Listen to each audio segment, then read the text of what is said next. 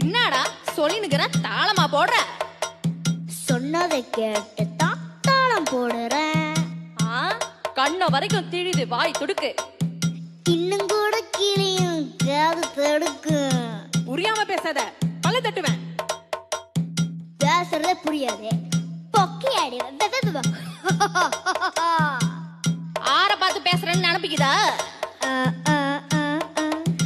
நீ வளர்த்ததபடி நான் என்ன பண்ணுவேன்? பம்பு பண்ணாத, பொண்ணு போடுவேன்.